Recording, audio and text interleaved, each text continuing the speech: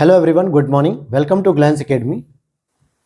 आज की क्लास में हम लोग दोस्तों यूपी पीसीएस प्रीलिम्स 2025 और समीक्षा अधिकारी प्रीलिम्स 2025 और साथ ही साथ अदर स्टेट की जो पीसीएस की परीक्षाएं हैं उनके लिए मंथली करंट अफेयर्स जिसमें हम लोग क्रॉनिकल मैगजीन को कवर कर रहे हैं, जिसके ऑलरेडी हम लोगों ने 5 लेक्चर को कंप्लीट कर लिया और आज हमारा ये लेक्चर नंबर 6 होगा और हो सकता है कि अगले 7 लेक्चर में आपको कंप्लीट हो जाएगी। तो हम लोग मंथली मैगजीन को अब शुरू कर चुके हैं, क्योंकि बदलते हुए पैटर्न में क्या है कि ईयरली पे ही केवल निर्भर रहना सबसे बड़ी गलती हो सकती है। इसमें क्या होता है, लास्ट में बर्डन हो जाता है, ज्यादातर आपको फैक्ट याद करने पड़ते हैं, चीजें आप भूलने लगते हो। तो इससे बेहतर है कि अब मंथली मैगजीन को भी साथ में पढ़ा जाए और साथ ही साथ ईयरली जब आएगी तो उसे भी हम तैयार करेंगे हैंड रिटन नोट्स की तरह, जैसे पिछले 3 सालों से हम लोग लगातार इस फील्ड में काम कर रहे हैं। और बहुत सारे प्रश्न वहां से 70 to 80% आपके करंट अफेयर्स के आ जाते हैं डायरेक्टली, 80% तो आराम से आ जाते हैं। ठीक है, तो वो तो ईयरली करेंगे, लेकिन अभी हम लोग इसमें कर रहे हैं। तो लेक्चर नंबर 5 में अगर आप देखोगे तो लगभग हमने ये सारे टॉपिक कवर कर लिए। ये सारे टॉपिक कवर कर लिए हम लोग, लेक्चर नंबर 5 तक कंप्लीट हो चुका है। आज हम लोग स्पेशली पढ़ेंगे जो पत्र पत्रिकाएं आती हैं, सार संक्षेप, इनके बारे में हम लोग पढ़ेंगे। अच्छा, आगे बढ़ने से पहले मैं आप लोगों को और एक इंफॉर्मेशन देता हूं कि अगर आप लोग यूपी पीसीएस की तैयारी कर रहे हो या यूपीएससी की, समीक्षा अधिकारी की, बिहार पीसीएस की, तो इनके लिए क्या होता है, प्रीलिम्स के साथ मेंस के नोट्स की सबसे ज्यादा जरूरत होती है, जो बहुत सारे बच्चों को या तो बनाना नहीं आ पाता है कि ठीक तरीके से नोट्स कैसे बनते हैं मेंस ओरिएंटेड लिमिटेड पेपर में, या फिर कुछ बच्चों के पास टाइम नहीं होता है। तो उनके लिए एक सबसे बेस्ट सॉल्यूशन है कि यहाँ पे जीएस पेपर 1, 2, 3, 4 इनके नोट्स आप हमारी टीम से कॉन्टेक्ट करके ले सकते हैं। पेपर 5 और 6 यूपी स्पेशल को ले सकते हैं और प्रीलिम्स और मेंस के बेसिक कॉन्सेप्ट के साथ भी आप हमारे हैंड रिटन शॉर्ट नोट्स ले सकते हैं कंप्लीटली। और इसकी जानकारी आपको इस व्हाट्सएप नंबर पे मिल जाएगी। ध्यान रहे कि ये जो आपको पीडीएफ मिलेगी पेड होती है, जिसको आप क्लास के साथ तैयार कर सकते हो। लगभग मैंने सभी क्लासेस जो है कि कराती हैं, जैसे परिणाम कंप्लीट हो गया, तपस्या में कुछ सब्जेक्ट कंप्लीट हो गए, मेंस की भी क्लास जल्दी ही शुरू करूंगा। टॉपिक पे चलते हैं दोबारा हम लोग। तो यहां पर आज हमारा सेक्शन जो रहेगा वो हमारा सेक्शन रहेगा दोस्तों पत्र पत्रिका के जो सार संक्षेप किए जाते हैं पॉइंटर के रूप में। यहां पर देखोगे आपकी योजना, कुरुक्षेत्र और विज्ञान प्रगति, जो दिसंबर महीने की 3 मैगजीन आई हैं उसको ध्यान में रखिए। यहां पर आप देखोगे भी कि कुरुक्षेत्र हो गई, विज्ञान प्रगति हो गई और योजना हो गई, इनको कवर किया जाएगा। सबसे पहले हम लोग पढ़ेंगे योजना मैगजीन को, और ये किस महीने की होगी, दिसंबर की। तो यहां से जो क्रक्स होता है, जो फैक्चुअल इंफॉर्मेशन होती है, उसको कवर किया गया, क्योंकि योजना, कुरुक्षेत्र, विज्ञान प्रगति ये तीनों ही मैगजीन एक तरीके से बहुत ही महत्व रखती हैं आपके प्रीलिम्स और मेंस दोनों के लिए। एग्जामिनर क्या होता है, कई बार इन मैगजीन को पढ़ के यहां से डायरेक्टली प्रश्न बना देता है। अब इसमें हम लोग थीम के हिसाब से पढ़ेंगे। जैसे योजना में हमारी जो पहली थीम हो गया, पहला टॉपिक जो होगा उसका नाम दिया गया होगा भारत में परिवर्तन का नया युग, प्रगति, चुनौतियां और भविष्य की विकास गाथा। तो इसके अंतर्गत जो फैक्ट आए हुए हैं उनको पढ़ेंगे। जैसे आयुष्मान भारत योजना के लाभार्थियों की संख्या कितनी हो गई, 6 करोड़ हो गई। आपको क्वेश्चन मार्क दे रहा हूं मैं, एक चीज बतानी है आपको कि इस योजना को शुरू कब किया गया, 2018 या 2019 या 2016, जब भी शुरू किया गया आपको बताना है। आपको हिंट देता हूं कि ये जो योजना थी ये रांची से शुरू की गई थी, झारखंड के रांची से शुरू की गई थी। आगे देखते हैं हम लोग, प्रधानमंत्री सूर्य घर योजना का उद्देश्य क्या है, मुफ्त बिजली प्रदान करना। इस योजना को दोस्तों 13 फरवरी 2024 को शुरू किया गया था, 13 फरवरी 2024 को शुरू किया गया। साथ ही साथ इसमें 1 करोड़ परिवारों को चयनित करके उनके घरों पे सोलर पैनल लगाए जाएंगे छतों पे, ताकि बिजली का प्रोडक्शन हो और उनको 300 यूनिट तक जो है कि बिजली मुफ्त दी जाएगी। बाकी अतिरिक्त बिजली जो है कि डिस्कॉम कंपनियों को बेच दी जाएगी। आगे देखते हैं यहाँ पे, भारत का एसडीजी इंडिया इंडेक्स 2023-24 में स्कोर क्या था, तो यहाँ पे 71 स्कोर था। हालांकि ये जो रिपोर्ट जारी की जाती नीति आयोग के द्वारा जारी की जाती, जिसमें वो यूएनडीपी और यूनाइटेड नेशन का सहयोग लेते हैं। अगर मैं इसमें बात करूं तो यूपी की जो रैंकिंग थी ओवरऑल में तो 18 थी, लेकिन पिछले वर्ष की अपेक्षा सबसे अधिक जो सुधार करने वाली जो रैंकिंग थी उसने यूपी ने 25 अंकों का सुधार करके रैंक 1 प्राप्त की थी। लेकिन ये सुधार की थी, न कि ओवरऑल रैंकिंग। ओवरऑल रैंकिंग आपकी यूपी की 18 थी। आगे देखते हैं यहाँ पे, ग्लोबल इनोवेशन इंडिया में भारत की, मतलब ग्लोबल इनोवेशन इंडेक्स में भारत की रैंकिंग क्या रही है, तो 39वां स्थान रहा है। हालांकि इससे संबंधित एक और मैंने बताया था आपको कि यात्रा पर्यटन जो सूचकांक आता उसमें भी भारत की 39वीं रैंक है। यूनिफाइड पेमेंट इंटरफेस का आंकड़ा अक्टूबर 2024 में कितना पार हो चुका है, तो 16.58 बिलियन। क्योंकि आप लोग जितना भी पेमेंट होता है आप यूपीआई के माध्यम से कर रहे हैं, चाहे गूगल पे यूज कर रहे हैं, फोन पे यूज कर रहे हैं, रोजर पे यूज कर रहे हैं या क्रेड यूज कर रहे हो, कोई भी अलग अलग एप्लीकेशन जो यूज कर रहे हैं, कहीं ना कहीं यूपीआई के माध्यम से आप पेमेंट करते हैं। और उत्तर प्रदेश यूपीआई पेमेंट करने में सबसे बड़ा राज्य कहलाता है। केंद्रीय बजट 2024-25 का जो मुख्य फोकस था प्रोडक्टिविटी और इनोवेशन, इन दोनों पे ही ज्यादातर इसका फोकस था।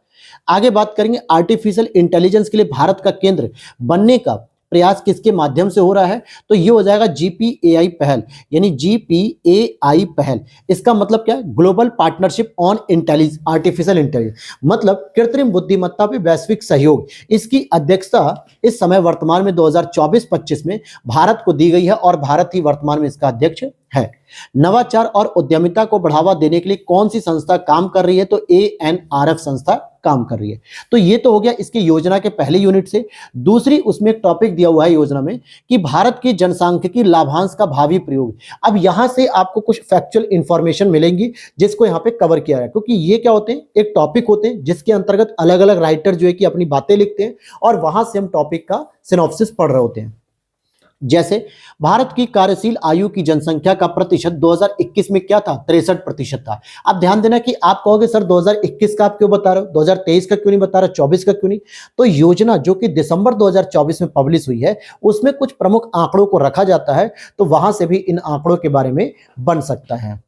यहां पर देखते हैं कि 2030 तक गैर कृषि क्षेत्र में प्रति वर्ष कितने रोजगार सृजन करने की आवश्यकता है, तो ये 8 मिलियन रोजगार सृजन करने की आवश्यकता है, यानी कि 8 मिलियन का मतलब हो गया 80 लाख।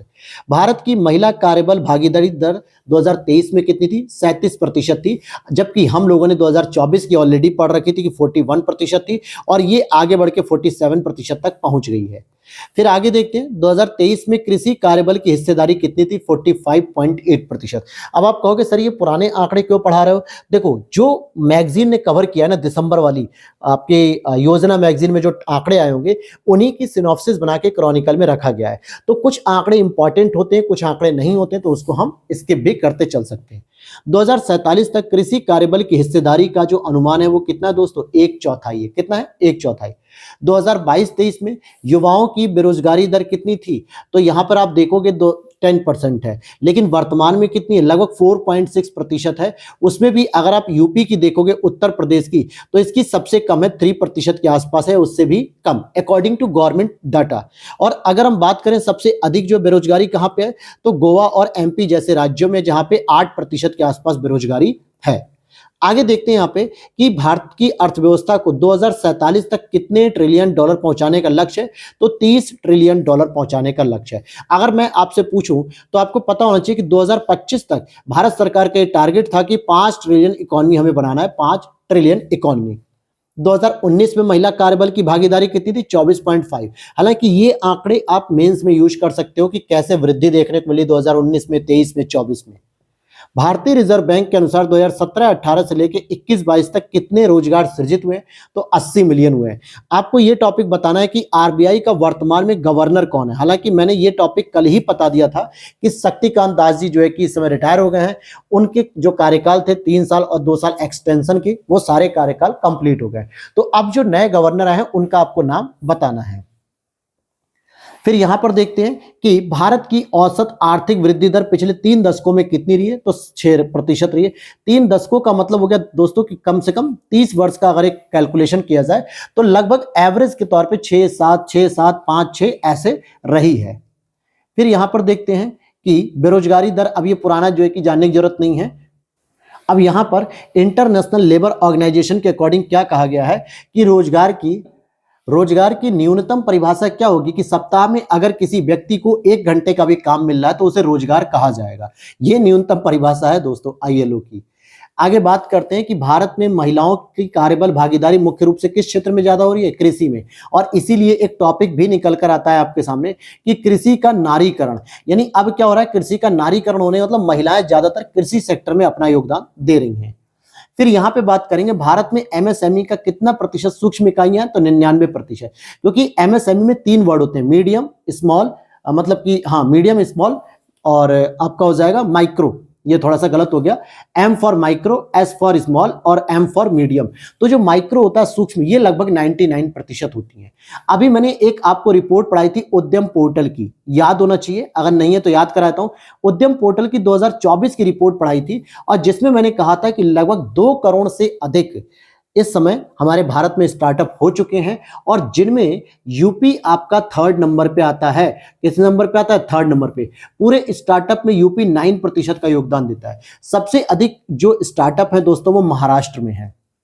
अब चलते हैं 2047 तक भारत का क्या लक्ष्य है। तो तीसरी सबसे बड़ी अर्थव्यवस्था बनाना, साथ ही साथ 30 ट्रिलियन डॉलर की इकोनॉमी भी बनाना है।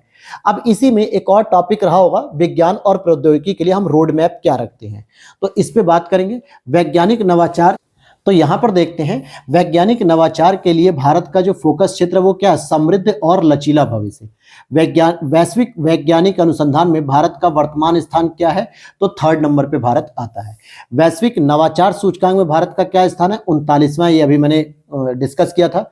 2014 में भारत का GII रैंक यानी ग्लोबल इनोवेशन इंडेक्स 81वां था, और 2014 से 24 आते आते हमने कितनी बड़ी सुधार किया, लगभग 42 अंकों का सुधार किया है पिछले 10 वर्षों में। तो 81 से बढ़कर हम कहां पहुंच गए, 39वां। तो कई बार होता है कि ऐसा, जो वर्तमान सरकार चल रही है, मोदी जी की जो गवर्नमेंट आई थी 2014 में, यानी बीजेपी गवर्नमेंट, तो वहां से कितना परिवर्तन हुआ ये भी कंपैरिजन करके पूछ लिया जाता है। वैश्विक स्तर पे भारत का पेटेंट फाइलिंग में स्थान क्या है, तो 6ठा स्थान है, यानी भारत भी लगातार नए नए पेटेंट को फाइल करता है। नेक्स्ट अगर हम देखते हैं यहाँ पे, तो भारत का वर्तमान स्टार्टअप केंद्र के रूप में वैश्विक रैंक क्या है, तो 3रा स्थान है। और 2024 में भारत में स्टार्टअप की कुल संख्या कितनी है, तो ये 1,40,000 है। ध्यान देना कि MSME की अगर हम बात करेंगे तो वो अलग हो जाते हैं, लेकिन स्टार्टअप अलग हो जाते हैं। भारत में यूनिकॉर्न की संख्या अब कितनी हो गई, 115 से अधिक है। भारत का R&D व्यय, R&D का मतलब हो गया रिसर्च एंड डेवलपमेंट, जो व्यय होता है वो GDP का केवल और केवल 0.64% है। हालांकि इसे बढ़ा के लगभग 2% तक करना बहुत जरूरी है। वैश्विक औसत R&D GDP क्या होता है, तो 1.79%, 2% के करीब। तो अगर हमें नए नए जो नवाचार करने हैं, नई नई टेक्नोलॉजी को इनोवेट करना है, तो हमें कहीं ना कहीं बजट को बढ़ाना पड़ेगा। और आगे देख लेते हैं यहाँ पे। चलिए देखिए, जो इंपॉर्टेंट है हम उसे तो पढ़ेंगे ही पढ़ेंगे, जो नहीं है उसे हम छोड़ भी सकते हैं। ई मोबिलिटी और ग्रीन हाइड्रोजन का मुख्य उद्देश्य क्या है, डीकार्बोनाइजेशन। यानी ई मोबिलिटी और ग्रीन हाइड्रोजन क्यों ला रहे हैं, क्योंकि जो कार्बन डाइऑक्साइड हो रही है या उसका डीकार्बोनाइज करना जरूरी है। क्वांटम क्रिप्टोग्राफी का उपयोग किस लिए किया जाता है, साइबर सुरक्षा के लिए किया जाता है। कौन सी तकनीकें ऊर्जा प्रणालियों को बदल सकती है, तो फोटोवोल्टिक तकनीक जो होती है सूर्य के प्रकाश से, वो जो है कि ऊर्जा के पैटर्न को चेंज कर सकती है। भारत ने हाल ही में कौन सा राष्ट्रीय अनुसंधान फाउंडेशन स्थापित किया है, ANRF, और यही जो है कि आपके नवाचार और उद्यमिता को फोकस कर रहा है। भारत के किस मिशन का उद्देश्य अंतरिक्ष में मानव को भेजना है, गगनयान मिशन को भेजना है। हालांकि गगनयान के लिए अगर मैं बात करूं आपसे, तो ये 2040 तक इसे भेजना है। कब तक, 2040 तक। हालांकि गगनयान में जो 4 यात्री हैं दोस्तों, उनकी ट्रेनिंग कहां पे की गई है, तो रूस में की गई है। कहां पे, रूस में की गई है। कौन सी नीति भारत को 2030 तक 300 मिलियन डॉलर की अर्थव्यवस्था तक पहुंचाने का लक्ष्य रखती है, बायो ई नीति। बायो ई नीति। भारत का पहला अंतरिक्ष स्टेशन किस वर्ष तक बनाने की योजना है, तो ये 2035 तक बनाने की योजना है, जबकि 2040 तक क्या करेंगे हम लोग, गगनयान मिशन को लॉन्च करेंगे। फिर आगे देखते हैं, किस रिपोर्ट ने भारत को विज्ञान और प्रौद्योगिकी में उभरती हुई महाशक्ति के रूप में प्रस्तुत किया है, तो ऑस्ट्रेलियाई सामरिक नीति संस्थान, जो ऑस्ट्रेलिया का संस्थान है, ये अपनी रिपोर्ट में कह रहा है कि भारत अब धीरे धीरे विज्ञान और प्रौद्योगिकी के क्षेत्र में उभरती हुई एक महाशक्ति बन रहा है। कौन सा मिशन हरित हाइड्रोजन पर आधारित है, तो नेशनल ग्रीन हाइड्रोजन मिशन है। कौन सा मिशन जलवायु परिवर्तन के पूर्वानुमान पर केंद्रित है, तो मिशन मौसम की बात करेंगे हम। और इसके लिए दोस्तों 2000 करोड़ रुपए की धनराशि दी गई है। कौन से बजट में, 2024-25 का जो बजट आया था, इसमें दी गई थी 2000 करोड़ की। और ये धनराशि आपको अगले 2 वर्षों में खर्च करनी है। ये भी मैंने पढ़ा रखा है आप लोगों को। करंट अफेयर्स अगर आप लोगों ने पढ़ी होगी, हैंड रिटन पीसीएस के एग्जाम के दौरान जो हमने पढ़ाई थी। भारत का उद्देश्य अंतरिक्ष अर्थव्यवस्था में कितना हिस्सा प्राप्त करना है, तो 15%। किस वर्ष तक भारत का पहला अंतरिक्ष यात्री चंद्रमा पर उतरेगा, तो वही 2040, गगनयान। भारत में विज्ञान और तकनीक को बढ़ावा देने के लिए किस अधिनियम को लागू किया गया है, तो ANRF अधिनियम 2023 को। अब यहाँ पे आप लोग जरा कमेंट सेक्शन में ANRF की फुल फॉर्म आप लोग जरूर बताइएगा। भारत की जैव अर्थव्यवस्था का मुख्य क्षेत्र क्या है, सटीक बायोथेरेपिस्ट। आगे देखते हैं यहाँ पे, भारत किस क्षेत्र में वैश्विक स्टार्टअप कैपिटल बनने की दक्षता रखता है, तो डीप टेक टेक्नोलॉजी में। राष्ट्रीय अनुसंधान फाउंडेशन किसके समन्वय में काम करेगा, सरकार रहेगी, उद्योग रहेगा और शिक्षा जगत रहेगा। इन तीनों के समन्वय के साथ काम करेंगे। अब योजना मैगजीन में हम लोग एक और टॉपिक पढ़ेंगे, ज्ञान और तकनीकी केंद्र के रूप में भारत। तो ज्ञान और तकनीकी केंद्र के रूप में अगर हम भारत को पढ़ रहे हैं, तो यहाँ इस टॉपिक को अगर हम देखें, ज्ञान और तकनीकी केंद्र के रूप में भारत, ये एक टाइटल है या एक टॉपिक है जिसमें भारत विकसित भारत विजन के लिए या विजन किस पर आधारित है। तो जाहिर सी बात कि अगर विकसित भारत तभी होगा जब हम आत्मनिर्भरता प्राप्त कर चुके होंगे और समृद्धि की ओर आगे बढ़ रहे होंगे, यानी कि इंडिपेंडेंसी, एक तरीके से आत्मनिर्भरता और प्रॉस्पेरिटी। भारत के नवाचार इकोसिस्टम को प्रोत्साहन देने वाला जो प्रमुख कार्यक्रम है उसे हम कहते हैं अटल इनोवेशन मिशन। ये एक ऐसा मिशन है जो नवाचार को क्या कर रहा है, बढ़ावा दे रहा है, नए नए तरीकों को। अटल टिकरिंग लैब्स के तहत कितने स्कूलों को आर्थिक सहायता दी जा रही है वर्तमान में? तो 10,000 स्कूल ऐसे हैं जो अटल टिकरिंग लैब के तहत इसका फायदा ले रहे हैं। मेक इन इंडिया पहल का मुख्य उद्देश्य क्या है दोस्तों? भारत को वैश्विक मैन्युफैक्चरिंग हब बनाना। अगर आप इसके बारे में जानते हो तो 2022 के प्रीलिम्स पेपर में पूछ लिया गया था ये पेपर, और उस समय ये पूछा गया था कि इसके बारे में मतलब ये कब शुरू किया गया? 2014 में इसको शुरू किया गया था। आगे देखते हैं डिजिटल इंडिया मिशन की शुरुआत किस वर्ष हुई थी? तो 2015 में हुई थी डिजिटल इंडिया मिशन की। भारत का वैश्विक नवाचार इंडेक्स 2024 में कितना है? तो 39 है। ये तीसरी बार ये प्रश्न आ रहा है या पॉइंट आ रहा है।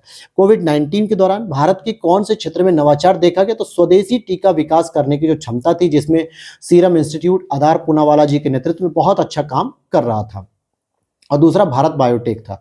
नेक्स्ट है नेशनल सुपर कंप्यूटिंग मिशन का उद्देश्य क्या है? तो उच्च कार्य क्षमता वाले कंप्यूटिंग को बढ़ावा देना, जिसकी जो कार्य क्षमता होगी वो पेटाफ्लॉप्स के अंतर्गत होगी। ऑल मतलब अटल न्यू इंडिया चैलेंज का उद्देश्य क्या है? तो राष्ट्रीय मुद्दों पर नवाचार का समाधान देना। नेक्स्ट है आपका भारत की अर्थव्यवस्था क्रय शक्ति समानता में विश्व में कौन से स्थान पे आती है? तो तीसरे स्थान पे आती है। ध्यान देना, इसी को हम लोग कहते हैं परचेसिंग पावर पैरिटी के बारे में कहा था, ट्रिपल पी के बारे में, कि क्रय शक्ति की जो पावर है वो भारत की कौन से नंबर पे आती है? तीसरे नंबर पे। ई संजीवनी प्लेटफॉर्म का मुख्य उद्देश्य क्या है? टेली मेडिसिन सेवाएं प्रदान करना। संजीवनी मतलब क्या होता है? एक तरीके से जड़ी बूटी, जिसे हम लोग कहते हैं संजीवनी, यानी कि दवा के तौर पे हो गया। और साथ में इसमें ये कह रहा है, सीधी सी बात है कि ये इसका मुख्य उद्देश्य क्या है? टेली मेडिसिन सेवाएं प्रदान करना। जो आजकल ऑनलाइन प्लेटफॉर्म के माध्यम से हम डॉक्टर से कंसल्ट कर लेते हैं, दवाइयां ले लेते हैं, इसी को कहा जा रहा है। गगनयान मिशन का उद्देश्य क्या है? भारत का मानव अंतरिक्ष उड़ान मिशन होगा पहला, जो किस पे जाएगा? तो देखा जाए तो 2040 में ही जाएगा और ये चंद्रमा पर जाएगा। परम शिवाय सुपर कंप्यूटर की कंप्यूटिंग क्षमता कितनी? तो 833 टेराफ्लॉप्स है। अगर मैं परम शिवाय की बात करूं तो दोस्तों ये आपके यूपी के अंतर्गत आईआईटी बीएचयू में स्थापित है। कहां पे? IIT BHU. इसी तरीके से आईआईटी कानपुर में भी एक आपको सुपर कंप्यूटर देखने को मिलेगा जिसका नाम है परम संगणक। क्या है? परम संगणक। और संगणक मतलब होता ही है कंप्यूटर। राष्ट्रीय शिक्षा नीति 2020 का मुख्य उद्देश्य क्या है? बहुविषयक शिक्षण को बढ़ावा देना, यानी कि मल्टी डिसिप्लिनरी जो है कि अप्रोच को डेवलप किया जाए। ये पॉइंट छूट गया। भारत ने किस प्रकार की कृषि तकनीक नवाचार को अपनाया? तो ड्रोन और एआई पर आधारित कृषि में इनोवेशन करने की बात हो रही है। भारत ने चंद्रयान 3 मिशन के लिए किस प्रक्षेपण यान का प्रयोग किया था? तो पीएसएलवी का प्रयोग किया गया था। और इसी को मैं आपको बता दूं कि 23 अगस्त 2024 को चंद्रयान जो है कि लॉन्च हो गया था चंद्रमा पे, और उसी समय से क्या किया गया कि 23 अगस्त 2024 को ही आपका नेशनल स्पेस डे सेलिब्रेट किया गया था। डीप ओशन मिशन की बात करेंगे तो इसका मुख्य उद्देश्य समुद्री नीतल से संबंधित खोज करना और ऊर्जा का विकास करना। आत्मनिर्भर भारत पहल का उद्देश्य क्या है? घरेलू मैन्युफैक्चरिंग को बढ़ावा देना। 2020-21 में अनुसंधान और विकास पर भारत का व्यय कितना था? 27,000 करोड़ रुपए, हालांकि इसकी आवश्यकता नहीं है। नवाचार के लिए किस इंडेक्स का उपयोग किया था? तो वैश्विक नवाचार इंडेक्स, जिसमें भारत की रैंकिंग कितनी दोस्तों? 39 है। फिर बात करेंगे भारत का जो विकसित भारत का जो विजन है वो किन 3 पहलुओं पर ध्यान दे रहा है? तो आर्थिक वृद्धि, सामाजिक समानता और पर्यावरण स्थायित्व। इन तीनों को ध्यान में रखते हुए विकसित भारत के कॉन्सेप्ट को लाया जा रहा है। 2025 तक भारत की जीडीपी का लक्ष्य कितना है? तो 5 ट्रिलियन अमेरिकी डॉलर। और यही प्रश्न मैंने ऊपर पूछा था 2047 तक कितना है? तो लगभग 30 ट्रिलियन जो है कि डॉलर की अर्थव्यवस्था बनाना है। फिर यहां पे देखोगे वैश्विक नवाचार इंडेक्स में 2015 से 2024 तक कितना अंतर आ गया? तो 81 से बढ़कर हम लोग घट के 39 पे आ गए। डिजिटल इंडिया मिशन को शुरू किया गया था 2015 में। कृत्रिम मेधा यानी कि कृत्रिम बुद्धिमत्ता, जिसे हम कहते हैं AI, artificial intelligence, quantum computing को बढ़ावा देने के लिए कौन सा राष्ट्रीय मिशन शुरू किया गया? नेशनल क्वांटम मिशन जिसे कहते हैं। नेक्स्ट है भारत का भू राजनीतिक दृष्टिकोण। भारत की विदेश नीति किन सभ्यतागत मूल्यों पर आधारित है? धर्म और वसुधैव कुटुंबकम पे। भारत की G20 अध्यक्षता का सबसे बड़ा योगदान क्या है? तो सर्वसम्मत दस्तावेज निर्माण। भारत की वैश्विक पहचान में उत्तर दक्षिण विभाजन को पाटने की क्षमता किसे दर्शाती है? वैश्विक दक्षिण की आवाज के रूप में। क्योंकि ग्लोबल साउथ का लीडरशिप कौन कर रहा है? भारत कर रहा है। भारत की अंतर्राष्ट्रीय शांति का मुख्य उद्देश्य क्या है कि यह युद्ध का युग नहीं है, बल्कि समझौते और आर्थिक विकास का युद्ध है। अगर आप युद्ध करोगे तो कहीं ना कहीं तबाह हो जाओगे, जैसे first world war, second world war हुए, और बहुत सारे देश इसकी चपेट में आने की वजह से आज भी उभर नहीं पाए हैं, बहुत ही पिछड़े रह गए हैं। लेकिन भारत खुद कहता है कि अब इस समय ये युद्ध का युग नहीं है, बल्कि आर्थिक रूप से समझौते और सहयोग करने का युग है।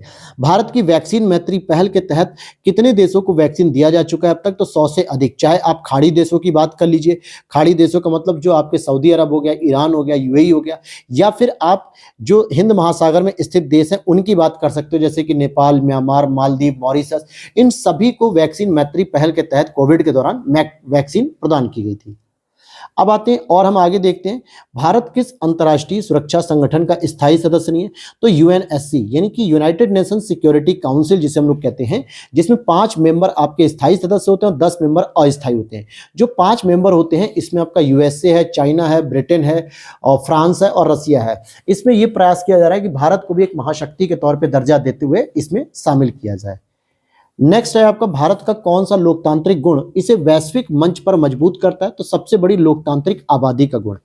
पड़ोसी प्रथम नीति का उद्देश्य क्या? क्षेत्रीय स्थिरता, यानी कि जो इंटरनेशनल लेवल पर बात की जाती है कि भाई भारत को क्या करना चाहिए, पहले पड़ोसियों को फोकस करना चाहिए। सबसे पहले हम किसी भी बात के लिए पड़ोसी पर बल देंगे, चाहे वो पाकिस्तान हो, अफगानिस्तान हो, नेपाल हो, भूटान हो, बांग्लादेश हो, म्यांमार हो, श्रीलंका हो, मालदीव हो, ये सभी पड़ोसी प्रथम नीति के तहत आते हैं। और इससे क्या होगा, इस क्षेत्र में स्थिरता स्थापित करने का प्रयास किया जा रहा है। भारत को मेडिकल जगत में किस रूप में जाना था? तो विश्व की फार्मेसी के रूप में, क्योंकि भारत जो है कि सबसे अधिक फार्मास्यूटिकल में काम करता है। अगर हम मात्रा के हिसाब से करें, मूल्य के हिसाब से नहीं, मात्रा के हिसाब से करेंगे तो भारत तीसरे नंबर पे आता है दुनिया में। हालांकि मूल्यों के हिसाब से 14वें नंबर पे आते हैं, 14th नंबर पे, क्योंकि जो भारत में दवाइयां बनती है वो सामान्यतः बहुत सस्ती होती है, इसकी ग्रॉस वैल्यू जो है कि बहुत ज्यादा नहीं होती है। आगे देख लेते हैं यहाँ पे, ग्लोबल साउथ के लिए भारत का मुख्य योगदान क्या है? तो स्वास्थ्य और सुशासन की बात की जा रही है। भारत के डिजिटल पब्लिक इंफ्रास्ट्रक्चर का वैश्विक महत्व क्या है? साझा सर्वोत्तम प्रथाएं, यानी कि सभी के साथ हम शेयरिंग करेंगे, लेकिन किस तरीके की व्यवस्थाएं जो सबसे बेस्ट होंगी। नेक्स्ट अगर हम बात करें कि भारत की समावेशी आर्थिक विकास की प्राथमिकता क्या है? महिला और पुरुष में समानता आनी चाहिए। अब यहां पर आपका नेक्स्ट है, भारत का अंतर्राष्ट्रीय सौर गठबंधन किस उद्देश्य के लिए किया गया है? तो ये किया गया दोस्तों नवीकरणीय ऊर्जा सहयोग के लिए। और इसमें भी जो नवीकरणीय ऊर्जा, स्पेशली हम सौर ऊर्जा का प्रयोग कर रहे हैं, क्योंकि अगर आप देखोगे जो आईएसए है इसको गठित ही किया गया था कि कर्क रेखा से लेकर मकर रेखा के बीच में जितने भी देश हैं इनको इसमें लाया जाए, क्योंकि इनके पास जो है कि सबसे अधिक क्षमता होती है सौर ऊर्जा को प्रोड्यूस करने के लिए। साथ ही साथ इसका जो हेडक्वार्टर है दोस्तों वो कहाँ पे है? गुरुग्राम में स्थित है, हरियाणा में। और इसमें 105 नंबर पे एक नया देश जुड़ चुका है जिसका नाम है मालदोवा। क्या नाम है? मालदोवा। आगे बात करते हैं 2024 के भारत के सामरिक उदय का वर्ष, यानी 2024 में ऐसी ऐसी पॉलिसी तैयार की गई भारत सरकार के द्वारा जो सामरिक तौर से, रणनीतिक तौर से, स्ट्रैटेजिक तौर से जो है कि भारत को महत्वपूर्ण रूप से स्थापित करती वैश्विक क्षमता में।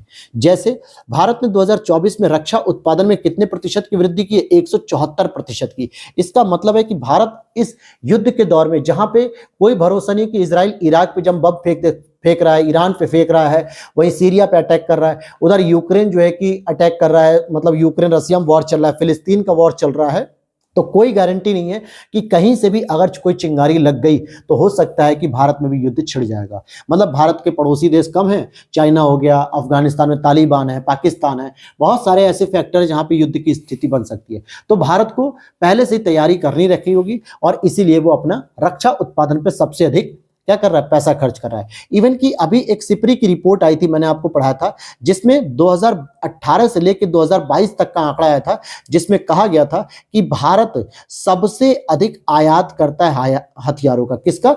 हथियारों का सबसे अधिक आयात करता है पूरे विश्व में। आगे देख लेते हैं यहाँ पे 2023-24 में रक्षा निर्यात का कौन सा उच्चतम स्तर प्राप्त किया गया? तो 21,000 करोड़ का हमने निर्यात भी किया है। यूपीआई वाला पॉइंट हमने पहले ही पढ़ लिया था। मिलन 2024 में अभ्यास में कितने देश शामिल हुए थे? 51। भारत मध्य पूर्व यूरोप आर्थिक गलियारा, ये किससे किसे जोड़ेगा? तो यूरोप को अरब प्रायद्वीप से जोड़ लेगा। हालांकि इसकी शुरुआत भारत के पश्चिमी घाट से होगी और इस तरीके से पश्चिमी घाट से होते हुए गल्फ ऑफ ओमान वगैरह होते हुए सऊदी अरब जो यूएई है, इन देशों से होते हुए टर्की होते हुए हम भूमध्य सागर के माध्यम से यूरोप को कनेक्ट कर पाएंगे। तो ये इसका जो प्रपोजल आया था, ये G20 में प्रपोजल आया था और इसको लोगों ने सहमति भी दे दी। 2024 में भारत के प्रमुख बंदरगाहों का औसत टर्न राउंड समय कितना हो गया? 0.9 दिन हो गया है। यानी कोई भी बंदर, मतलब कि इस तरीके से हमने इस पे लॉजिस्टिक सपोर्ट दिया, इतना जो है कि इसको डेवलप किया है कि एक दिन के अंदर ही कोई भी एक जहाज एक निश्चित दूरी पे जाके वापस रिटर्न भी आ जाता है, क्योंकि इतनी सुविधाएं बन चुकी हैं। आईएनएस अरिहंत, अगर हम बात करें किस श्रेणी की पनडुब्बी है? एसएसबीएन। इसको छोड़ दीजिए, बस इतना जान लीजिए कि अरिहंत श्रेणी की पनडुब्बी है, अरिहंत श्रेणी की। और ये मुख्य रूप से किससे संबंधित है? तो ये परमाणु से संबंधित है, मतलब कि परमाणु पनडुब्बी इसको कहा जाता है। क्या कहा जाता है? परमाणु पनडुब्बी। इसकी शुरुआत आईएनएस अरिहंत के नाम से 2016 में ही की जा चुकी थी, और ये आईएनएस अरिहंत इसी का सेकंड वर्जन है, अपडेटेड। नेक्स्ट है, भारत की रक्षा उत्पादन में कितने एमएसएमई शामिल हैं? इस समय 16,000 लगभग हैं।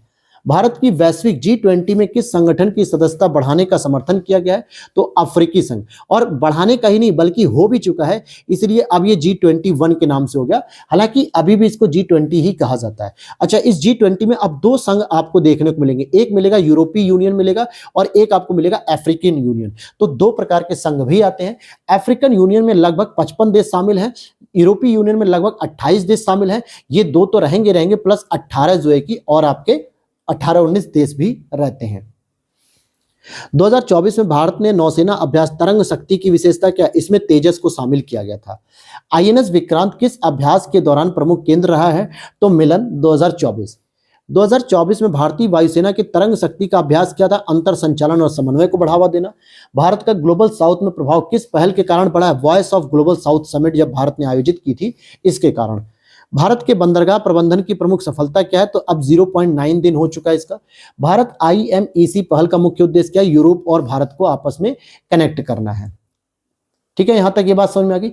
अब हम इसी तरीके से चलते हैं, चलो सिकल सेल रोग के बारे में बात करेंगे, इस पे भी एक टॉपिक था। तो पहली चीज आपको समझनी, जो सिकल सेल रोग होते हैं मुख्यतः किन कोशिकाओं को प्रभावित करते हैं? तो आरबीसी को प्रभावित करते हैं। और सिकल सेल जो कोशिकाएं होती हैं उनका जीवन काल क्या होता है? 30 से 40 दिन के बीच में होता है, 30 से 40 दिन। और सामान्यतः जो आरबीसी का जो जीवन काल होता है दोस्तों, आरबीसी का जो हमारे बॉडी में पाई जाती है नॉर्मली, उसका 120 दिन होता है। जबकि अगर आपसे डब्ल्यूबीसी का पूछा जाए कार्यकाल, तो ये आपको 4 से 5 दिन लगाना है। सिकल सेल रोग का सबसे गंभीर प्रकार कौन सा है? HBSSA।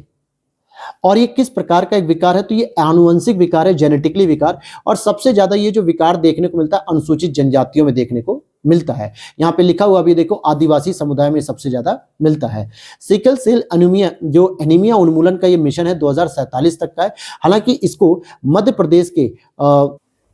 प्रदेश के एक जिले से इस प्रोग्राम को लॉन्च भी कर दिया गया। जिले का मुझे नाम याद नहीं आ रहा, लेकिन जहां तक याद आ रहा मुझे खंडवा है, पता नहीं यही है कि कौन सा है, प्लीज इसको आप लोग कंफर्म कर लीजिएगा एक बार।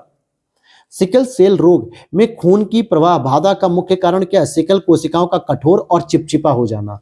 सिकल सेल रोग से बचाव के लिए कौन सा राष्ट्रीय मिशन चलाया गया? तो राष्ट्रीय सिकल सेल एनीमिया उन्मूलन चलाया गया, और जिसका लक्ष्य है कि 2047 तक इसे हम समाप्त कर देंगे। आगे देखते हैं, यहाँ पे सिकल सेल रोग के लिए जो प्रमुख जिम्मेदार प्रोटीन होता है उसको हम कहते हैं हीमोग्लोबिन, क्योंकि हीमो में क्या होता है? आपको हीम मतलब आयरन होता है, ग्लोबिन मतलब जो कि एक प्रोटीन का रूप होता है। सिकल सेल रोग से कौन सा अंग सबसे अधिक प्रभावित होता है? तो ये होता है आपका तिल्ली। सिकल सेल रोग में कौन सी रक्त वाहिकाएं सबसे अधिक प्रभावित होती है? तो छोटी रक्त वाहिकाएं प्रभावित होती है। और इस मिशन को शुरू किया गया 2023 में। सिकल सेल संकट का कारण क्या? रक्त प्रवाह में जो रुकावट होती है, इसके बारे में है। तो लगभग देखा जाए तो सभी चीजें इसमें आपने एक तरीके से रिवाइज कर ली हैं। तो यहाँ पर अब हम लोग देखेंगे भारतीय कृषि के समग्र विकास की दिशा में सार्थक प्रयास। क्या क्या प्रयास हो रहे हैं? तो भारत सरकार ने कृषि अनुसंधान के लिए कितने करोड़ रुपए अभी तक आवंटित किए? तो 9,941.09 करोड़ रुपए आवंटित किए 2024-25 के बजट में। अगर 23-24 में अगर हम देखें भारत का कुल खाद्यान्न उत्पादन कितना हुआ है, तो 3322 करके याद रख लेना, या फिर 3,322.98 लाख मीट्रिक टन हुआ है। और सबसे अधिक एमएसपी वृद्धि किस फसल में की गई है दोस्तों? तो सरसों में की गई है। और सरसों आपको पता है कि कौन सी फसल होती है? रबी की फसल होती है। फसलों के आनुवंशिक सुधार के लिए किस एजेंसी को प्रमुख रूप से नामित किया गया है? तो ICAR, Indian council of agriculture research की बात हो रही है। किस फसल का उत्पादन 2023-24 में सबसे अधिक रहा है? तो 1378.25 लाख मीट्रिक टन हुआ है चावल का। और ये उसी में से हुआ, 3322 में से ही हुआ है चावल का इतना। भारत की पहली एकीकृत कृषि निर्यात सुविधा कहाँ स्थापित की जा रही है? तो जवाहरलाल नेहरू बंदरगाह मुंबई, जिसका नाम एक और कहा जाता है नहावा शोवा। सरकार द्वारा किस योजना का उद्देश्य प्राकृतिक संसाधन का प्रबंधन करना, तो टिकाऊ प्राकृतिक संसाधन प्रबंधन योजना। एनपीएसएस ऐप किसके लिए बनाया गया, तो कीट निगरानी और प्रबंधन के लिए इस ऐप को बनाया गया है। 2023-24 में दालों का राष्ट्रीय जो उत्पादन हुआ वो 224.93 लाख हुआ है, और ये किसी और में नहीं बल्कि 3322 यानी कि 3322 जो मीट्रिक टन उत्पादन हुआ था उसी में से हुआ है। खाद्य तेल पर प्रभावी आयात शुल्क अब कितना लग गया है, अब 27.5% है। कृषि लॉजिस्टिक सुधार के लिए मंजूर पीपीपी परियोजना यानी कि पब्लिक प्राइवेट पार्टनरशिप जो परियोजना का बजट कितना है लॉजिस्टिक में, कृषि लॉजिस्टिक में, तो 284.19 करोड़ है। भारत में सबसे अधिक औसत उत्पादन लागत पर मार्जिन जो किस रबी फसल में दिया गया, तो लगभग गेहूं पे दिया गया 105% का दिया गया है। 2024-25 के लिए कृषि बजट का कुल कितना आवंटन किया गया, तो 1.52 लाख करोड़ रुपए किया गया है। इस योजना के तहत मृदा देखभाल प्रबंधन होता है, तो पीएम RKY मतलब RKVY। और यहां पे आप देखोगे सरकार की नई शिक्षा नीति 2020 का कृषि क्षेत्र में मुख्य उद्देश्य क्या है कि कृषि शिक्षा का आधुनिकीकरण किया जाए। जो पहले की हम एग्रीकल्चर एजुकेशन को फॉलो कर रहे हैं ट्रेडिशनल तौर पे, उसमें चेंज किया जाए। अब फलों का उत्पादन 2023-24 में कितना प्रतिशत बढ़ गया दोस्तों, तो 2.29% बढ़ गया। अगर इसमें भी मैं आपसे कहूं कि कुल फलों का उत्पादन सबसे अधिक कहां पे होता है, तो आपको बताना है आंध्र प्रदेश में होता है। भारत में किस फसल की खेती को बढ़ावा देने के लिए एमएसपी दी गई है, तो तिलहन और पोषक तत्व के अनाज। हालांकि सभी प्रकार के फसल जो भी एमएसपी दिया जाता है 22-23 फसलों पे, उन सभी को बढ़ावा देने का बात किया जा रहा है। श्री अन्न या मोटे अनाज जो कि 2023-24 में इनका उत्पादन कितना हो, तो 175.72 लाख मीट्रिक टन हुआ था। ठीक है, आगे चलते हम लोग। अब एक और टॉपिक यहां पर आता है कि जलवायु परिवर्तन पर सरकार के न्यास विकसित भारत @2047 के लिए स्थायी समाधान। देखिए, भारत के सकल घरेलू उत्पाद की जो उत्सर्जन तीव्रता है 2005 से 19 के बीच घट के कितनी हो गई, 33% हो गई। पीएम सूर्य घर योजना के तहत प्रति घर सौर स्थापना के लिए अधिकतम केंद्रीय वित्तीय सहायता कितनी है, तो 78,000 रुपए तक की सहायता आपको दी जाएगी। अब जैसे मान लेते हैं कि आपने कोई पैनल लिया और उसकी कीमत पूरी इंस्टॉलेशन के साथ पूरी 1.5 लाख रुपए तक आती है, तो उसमें 78,000 रुपए आपको भारत सरकार के द्वारा दे दी जाएगी। गोवर्धन योजना, इसका उद्देश्य क्या है, कचरे को बायोगैस में बदलना, कचरे को बायोगैस में बदलना। अब यहां पर देखते हैं नेक्स्ट हमारा चल रहा है कि भारत का 2030 तक गैर जीवाश्म ईंधन ऊर्जा का लक्ष्य क्या है, 50% स्थापित कर लेना है। और ये कोई और नहीं बल्कि जो ग्लासगो में दोस्तों हुआ था, COP26 हुआ था, तो वहीं पे इसका अनाउंसमेंट किया गया था पंचामृत रणनीति के तहत। और मिष्टी परियोजना क्या है, जो 2023-24 के बजट में आई थी, इसमें था किसके संरक्षण पुनर्वनीकरण से, तो मैंग्रोव के संरक्षण के लिए मिष्टी परियोजना। राष्ट्रीय स्तर पर निर्धारित योगदान एनडीसी 2030 तक कार्बन उत्सर्जन तीव्रता में कटौती का संशोधित लक्ष्य कितना है, 45%। कि भारत सरकार ने कहा है कि हम 2030 तक एनडीसी के तहत 45% की हम कार्बन उत्सर्जन की कटौती को करेंगे। अमृत धरोहर योजना ये किससे संबंधित है, तो ये आर्द्र भूमि के संरक्षण से संबंधित है। ग्रीन क्रेडिट प्रोग्राम का उद्देश्य क्या, वनीकरण को बढ़ावा देना। और सौर ऊर्जा उत्पादन की क्षमता अप्रैल 2024 तक कितनी थी, तो 82.64 गीगावाट थी। कितनी थी दोस्तों, 82.64 गीगावाट। शून्य उत्सर्जन दिवस ये कब मनाया जाता है, शून्य उत्सर्जन दिवस तो 21 सितंबर को ये मनाया जाता है।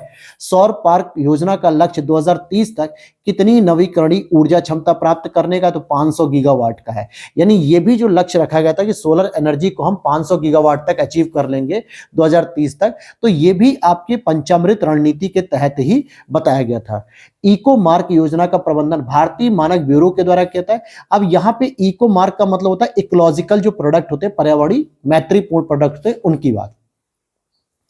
नेक्स्ट है पीएम सूर्य घर योजना के तहत कितनी मुफ्त बिजली दी जाएगी, 300 यूनिट। हालांकि इसको शुरू कब किया गया, तो मैंने शुरू में ही बता दिया 13 फरवरी 2024 को शुरू किया गया था। और इसमें 1 करोड़ घरों को जो है कि क्या किया जाएगा, छतों को पे लगाया जाएगा सोलर पैनल। महत्वपूर्ण खनिज मिशन किस उद्देश्य से शुरू किया गया, तो खनिजों का पुनर्चक्रण करने के लिए। गोवर्धन योजना का पर्यावरणीय लाभ क्या है कि मीथेन उत्सर्जन में इसमें कमी की जा सकेगी। मिष्टी पहल कितने राज्यों केंद्र शासित प्रदेशों में कार्यान्वित है वर्तमान में, तो 9 राज्य और 3 केंद्र शासित प्रदेश। अब जैसे जहां जहां पे मैंग्रोव वनस्पति ज्यादा है वहीं पर इसको कार्यान्वित किया गया है। 2023 में भारत द्वारा जारी ग्रीन क्रेडिट प्रोग्राम का उद्देश्य क्या है, तो कार्बन सिंक संवर्धन, जो कि नेक्स्ट है मैंग्रोव का पर्यावरणीय लाभ क्या है, कार्बन को सोखना, अर्थात कि कार्बन को क्या करता है, कैप्चर करता है। तो कार्बन कैप्चरिंग भी इसे हम कह सकते हैं। नेक्स्ट हम आगे बढ़ते हैं। विज्ञान और प्रौद्योगिकी में जो उपलब्धियां हैं, भारत का राष्ट्रीय अनुसंधान फाउंडेशन जो कि ANRF किस अधिनियम के तहत स्थापित हुआ, तो ये अधिनियम 2023 आया है। परम रुद्र सुपर कंप्यूटर को कहां स्थापित किया गया, तो S N Bose National Centre Kolkata में स्थापित किया गया। इससे पहले मैंने बताया था आपको परम शिवाय IIT BHU और परम संगणक IIT कानपुर में भी है। राष्ट्रीय सुपर कंप्यूटिंग मिशन का उद्देश्य क्या है, NSM का, तो उन्नत सामग्री और भौतिकी अनुसंधान। भारत जेन जो पहल है, इसका मुख्य उद्देश्य क्या है, तो मल्टी मॉडल AI समाधान विकसित करना है। भारत का राष्ट्रीय क्वांटम मिशन कब शुरू किया गया, जनवरी 2024 में। फेनोम इंडिया पहल किस संगठन से संबंधित है, तो CSIR। किससे संबंधित है दोस्तों, CSIR से संबंधित है। विज्ञान धारा योजना का प्रमुख उद्देश्य क्या है, तो वैज्ञानिक अनुसंधान को बढ़ावा देना। महा ईवी मिशन का उद्देश्य क्या है, तो ईवी तकनीकों को विकास देना, यानी इलेक्ट्रॉनिक व्हीकल से संबंधित होती है। हालांकि इलेक्ट्रॉनिक व्हीकल से संबंधित हमने एक फेम योजना को भी शुरू किया गया है। बायो ई थ्री नीति क्या है, तो हरित विकास को बढ़ावा देने के लिए यह है। अब हम आगे चलते हैं। यहाँ पे भारत का पहला मल्टी मॉडल AI मॉडल क्या है, आर्टिफिशियल इंटेलिजेंस, जिसका नाम दे दिया गया भारत जेन। क्वांटम अनुसंधान के लिए कितने टी हब्स स्थापित किए जाएंगे, 4। परम रुद्र सुपर कंप्यूटर किस क्षेत्र में लाभकारी है, तो पृथ्वी विज्ञान और खगोल भौतिकी के लिए है। वहीं राष्ट्रीय अनुसंधान फाउंडेशन किस पर ध्यान केंद्रित करता है, तो समाधान उन्मुख अनुसंधान पर ध्यान केंद्रित करता है। बायोराइड योजना किस क्षेत्र से संबंधित है, तो जैव प्रौद्योगिकी से संबंधित है बायोराइड योजना। ये भी मैंने करंट अफेयर्स में पढ़ाया था इस बार। और इसके बाद अगर आप देखोगे, सर्कुलर बायो इकोनॉमी किसको बढ़ावा देगी, सतत विकास को। अच्छा, एक टॉपिक हम लोग पढ़ते हैं सर्कुलर इकोनॉमी, अर्थात कि चक्रीय अर्थव्यवस्था, जिसमें क्या होता है कि मैक्सिमम हम प्रोडक्ट को क्या करते हैं, रिसाइकल के कॉन्सेप्ट को अपनाते हुए चलते हैं। लेकिन यहाँ पे हम देखेंगे सर्कुलर बायो इकोनॉमी की बात करें तो सतत विकास को फोकस करती है। फिर भारत जेन का प्रमुख फोकस क्षेत्र क्या है, भारतीय भाषाओं को जो है कि कन्वर्ट करना AI के माध्यम से। और भारत जेन का जो नारा है, भारत के लिए AI बनाए, यानी ऐसा AI बनाएंगे जो हम भारत के लिए यूजफुल तरीके से प्रयोग करें, उसके नुकसान को कम करते हुए सकारात्मक बिंदुओं पर ध्यान देंगे। तो यहां पर अब हम लोग क्या पढ़ेंगे, कुरुक्षेत्र। जैसे अभी तक हम लोगों ने क्या किया कि योजना से संबंधित जितने भी फैक्ट थे वो हम लोगों ने कवर किए। अब कुरुक्षेत्र जो दिसंबर 2024 की आई थी उससे संबंधित, जैसे भारत की कितनी प्रतिशत आबादी 35 वर्ष से ऊपर की हो चुकी है, तो 65% आबादी हो चुकी है। भारत को 2025 तक कितने कुशल श्रमिकों की आवश्यकता पड़ने वाली है, तो 10 करोड़ श्रमिकों की। कौशल भारत मिशन जो कब शुरू किया गया, 2015 में। कौशल भारत मिशन का लक्ष्य कितने लोगों को प्रशिक्षित करना है, तो 40 करोड़ लोगों को। कौशल भारत के लिए कौन सी प्रमुख योजना लागू की गई, प्रधानमंत्री कौशल विकास योजना। प्रधानमंत्री कौशल विकास योजना शुरू की गई है। साथ ही साथ कौशल विकास कार्यक्रमों के माध्यम से किस तरह के कौशल प्रदान किए जाते हैं, जैसे डिजिटल रूप से साक्षरता, कृत्रिम बुद्धिमत्ता, मशीन लर्निंग और डेटा एनालिटिक्स। कौशल विकास एवं उद्यमिता को बढ़ावा देने में जो सरकारी पहल है उनके बारे में बात करेंगे कि भारत में श्रमिकों की एक प्रमुख चुनौती क्या है, मांग और आपूर्ति का अंतर। कि जितनी प्रकार की मांग की जा रही है, जिस तरीके से स्किल्ड लेबर की हमें डिमांड की जाती है, उस तरीके की सप्लाई नहीं हो पाती। जैसे कई बार क्या होता है कि हम लोग भी प्रयास कर रहे हैं कि अपनी टीम को एक्सपेंड करें, लेकिन वही चीज है ना कि जो हमारी रिक्वायरमेंट है उस रिक्वायरमेंट पे हमें जो है कि कोई भी स्टाफ हमारा या टीम मेंबर नहीं मिल पा रहा है। तो इसका मतलब क्या हो गया कि भाई डिमांड और सप्लाई में गैप है। कौशल विकास का एक प्रमुख संगठन कौन है, राष्ट्रीय कौशल विकास निगम NSDC। NSDC किस प्रकार की संस्था है, तो संयुक्त और सार्वजनिक निजी, अर्थात कहने का मतलब पब्लिक प्राइवेट दोनों तरीके से काम करती है। भारत में कितने राष्ट्रीय कौशल संस्थान है, वर्तमान में 33 हैं। MSDE का मुख्य मिशन क्या है, तो कौशल विकास मतलब कौशल प्रदान करना है। और अगर हम बात करें कि कौशल विकास के लिए सरकारी पहल को क्या कहेंगे, तो कौशल भारत कहा जाएगा। और NBFC और नैनो उद्यमियों के लिए किस योजना की शुरुआत की जा रही है, तो ब्याज अनुदान की। उद्यमिता कौशल को बढ़ावा देने के लिए किन विषयों का प्रशिक्षण दिया जाएगा, तो डिजाइन का, आलोचनात्मक सोच का, यानी एनालिटिक्स जो अप्रोच होती है थिंकिंग, उस पर बात की जा रही है। किस स्तर की शिक्षा प्रणाली में उद्यमिता को शामिल किया गया है, तो भैया स्कूल और उच्च शिक्षा को शामिल किया जाएगा। फिर आगे यहाँ पे देखते हैं कि संस्थान का मुख्य उद्देश्य है उद्यमिता का समर्थन करना, तो ITI जो होते हैं। उद्यमिता प्रशिक्षण के लिए किन नई तकनीकों का लाभ उठाया जा सकता है, artificial intelligence, internet of things, blockchain. तो इन तीनों प्रकार की तकनीकों का प्रयोग किया जा सकता है या उठाया जा सकता है। अब यहां लिख रहा है कि उद्यम रजिस्ट्रेशन पोर्टल पर कुल कितने पंजीकरण हुए हैं, अभी तक 4.91 करोड़ हो चुके हैं। ये एमएसएमई की बात कर रहा है। हालांकि जब मैंने आपको जनवरी का पढ़ाया था ना 2024 का, तो लगभग उस पर 2.21 यानी कि 2.12 या 21 करोड़ हो चुके थे। लेकिन दिसंबर का जब हम पढ़ रहे हैं यानी कि 11 महीने में और भी अधिक रजिस्ट्रेशन हो चुके थे। यहां पर देखेंगे एमएसडीई किस तरह के समुदायों को उद्यमिता को बढ़ावा दे रहा है, तो महिलाओं को फोकस कर रहा है, निम्न सामाजिक आर्थिक पृष्ठभूमि वाले व्यक्तियों को और जो हाशिए पे पड़े समुदाय हैं इनको फोकस किया जा रहा है। पीएम जनमन योजना का जो मुख्य उद्देश्य है वो क्या है, संवेदनशील जनजातीय समुदायों का उत्थान, जिसको हम लोग कहते हैं पर्टिकुलर वल्नरेबल ट्राइबल ग्रुप, इनके बारे में, जिनके लिए 3 वर्ष में 15,000 करोड़ रुपए खर्च करने का प्रावधान भी 2023-24 के बजट में किया गया था। फिर आगे देखते हैं राष्ट्रीय उद्यमिता विकास निधि क्या है, पीएम स्वनिधि लाभार्थियों के लिए।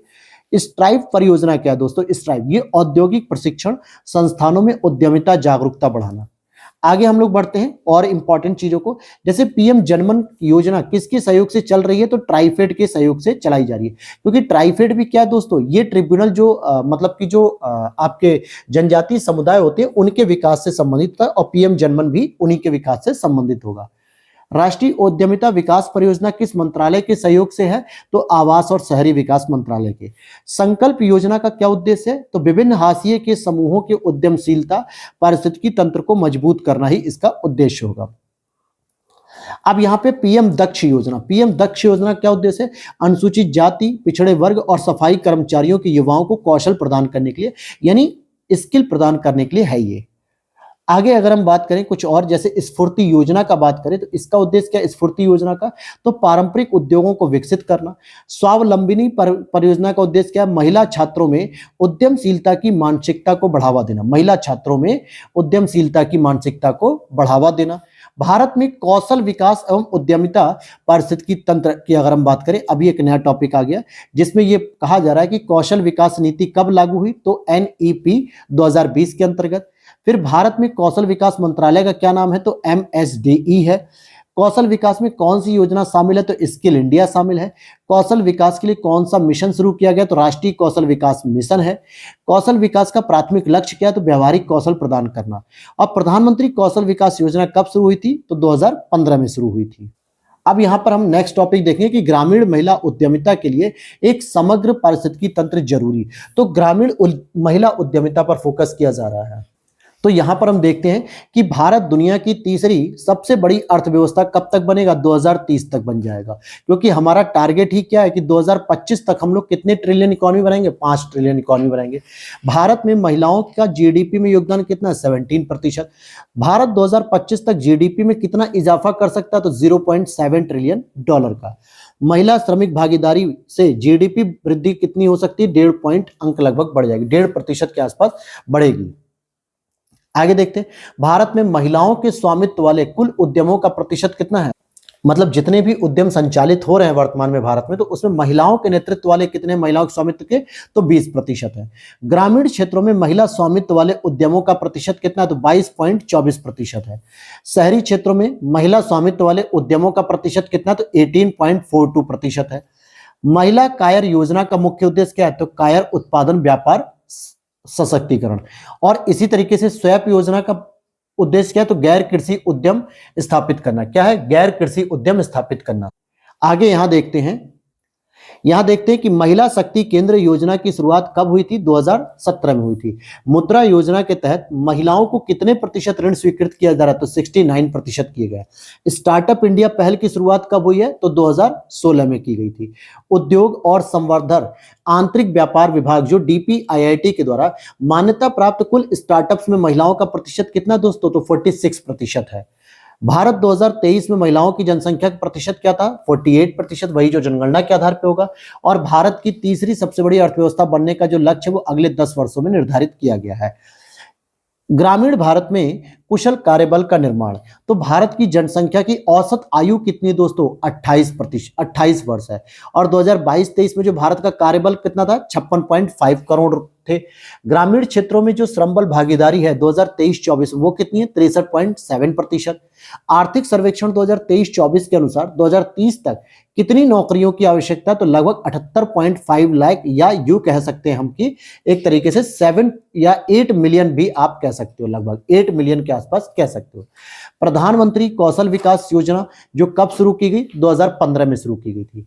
प्रधानमंत्री कौशल विकास योजना के तहत अब तक कितने लोगों को प्रशिक्षित किया जा चुका है? तो 1.42 करोड़ लोगों को। कौशल भारत मिशन का उद्देश्य क्या है? युवाओं को कौशल प्रदान करना। और इसके आगे अगर हम लोग देखते हैं और क्या है यहाँ पर, तो NAPS यानी कि NAPS पोर्टल पर पंजीकृत प्रतिष्ठानों की संख्या मार्च 2024 तक कितनी थी? 2.21 लाख। कौशल इंडिया डिजिटल हब कब लॉन्च हुआ? अगस्त 2023 में। कौशल विकास कार्यक्रमों के लिए NSDC ने कितनी परियोजनाएं शुरू की? तो 131 परियोजनाएं इन्होंने शुरू की हैं। तो ये हो गया इंपॉर्टेंट चीजें। अच्छा, यहां पर एक और लास्ट में देख लीजिए कि भारत ने किन देशों के साथ कौशल विकास समझौतों पर हस्ताक्षर किया है। तो ऑस्ट्रेलिया के साथ किया, जर्मनी के साथ किया और फ्रांस के साथ किया है। वहीं प्रधानमंत्री कौशल विकास योजना, ये इसका फुल फॉर्म है प्रधानमंत्री कौशल विकास योजना का लैंगिक समावेशिता पर फोकस कितना प्रतिशत बढ़ गया? तो 42.7% से बढ़कर 52.53% हो गया है। तो अब दोस्तों एक और मैगजीन शुरू हो जाएगी, विज्ञान प्रगति। तो इसे आप लोगों को खुद पढ़ना है, क्योंकि अभी तक आप लोगों ने देख लिया होगा पिछले 40 मिनट में कि कुछ खास जो है कि टॉपिक इसमें मतलब जो भी दिए तो उसमें डिस्कस करने की चीजें नहीं है, वो डायरेक्टली आपको याद करनी होगी, रटनी होगी एक तरीके से। और रटने के लिए आपको जब खुद से आप पढ़ते हैं ना चीजों को, फैक्चुअल इंफॉर्मेशन को, तो आप ज्यादा बेहतर तरीके से तैयार कर पाते हो। तो ये लगभग 2 से 2.5 पेजों का होगा। इसके बाद हम लोग जो है कि यहाँ पर कल की क्लास में पढ़ेंगे दोस्तों रेलवे सुरक्षा बल जो सब इंस्पेक्टर परीक्षा हुई थी आपकी 2 दिसंबर 2024 को। ध्यान देना, इसमें केवल हम लोग को जनरल स्टडीज का पेपर पढ़ना है।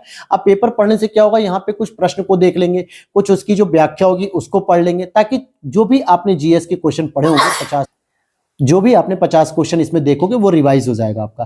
तो इसमें टोटल 50 क्वेश्चन रहेंगे। फिर उसके बाद हम लोग क्या करेंगे, आरओ का जो मॉक टेस्ट इसमें दिया हुआ है ना उसको भी कवर करेंगे और करंट अफेयर्स के टॉपिक को कवर करेंगे। तो ये मान के चलो कि आपकी लेक्चर नंबर 7 और लेक्चर नंबर 8 है, बस ये 2 और रह गए हैं लेक्चर, बाकी आपकी कंप्लीट हो जाएगी। तो ये मंथली मैगजीन पूरी आपकी कवर हो जाएगी। और ध्यान दीजिएगा, वीडियो अच्छी लग रही है तो लाइक जरूर करके जाया करो यार। अगर नहीं पसंद आती तो उसे प्लीज डिसलाइक भी करो। मैं ये नहीं कह रहा हूं कि डिसलाइक मत करो, लेकिन अगर आप डिसलाइक करोगे तो कम से कम मुझे भी तो पता चलेगा ना कि अच्छा मेरे पढ़ाने में क्या कमजोरी आ रही है, क्या चुनौतियां आ रही हैं, उसे मैं और कैसे बेहतर कर सकता हूं। और अगर पसंद आती है तो यार लाइक किया करो ताकि हमें मोटिवेशन मिले। और सबसे बड़े दुख की बात करनी होती है मुझे कि मैं रात में जग के, इवन कि मैं सारा काम करने के बाद जो है कि रात में जग के 3 बजे, 2 बजे, 2:30 बजे ऐसे समय पे आपके लिए वीडियो प्रोवाइड करता हूं, ताकि सुबह 10 बजे 9:30 बजे तक वीडियो आ जाए, तैयार करता हूं। आपको भी पता है कि सर्दियों में जो है कि जनरली स्टूडेंट लाइफ में उठ पाना बड़ा मुश्किल होता है, क्योंकि हम लोग फोकस करते हैं रात में ज्यादा देर तक पढ़ाई करें, फिर भी सुबह उठना और फिर आपके लिए क्लास बनाना ये तो इम्पॉसिबल चीज है। तो क्या करता हूं, डायरेक्टली रात में बनाता हूं और क्लास पोस्ट कर देता हूं, कि ताकि वो सुबह शेड्यूल रहती है और ऑटोमेटिकली आ जाती है। तो इतना जब मैं मेहनत कर रहा हूं आप लोगों के लिए, जबकि वीडियोस पे कोई व्यूज खास नहीं आ रहे हैं, ऐसा नहीं है कि बहुत जो है कि उसमें व्यूज आ रहे हैं तो जो है कि बहुत वो है, लेकिन जितना भी आप लोग शेयर करोगे ना तो हमें और एनर्जी मिलती है, ताकि हम चीजों को और आगे लेकर चले। तो चलिए, वीडियो अच्छी लगी तो लाइक कर देना। मिलते हैं नेक्स्ट वीडियो में। जय हिंद, जय भारत।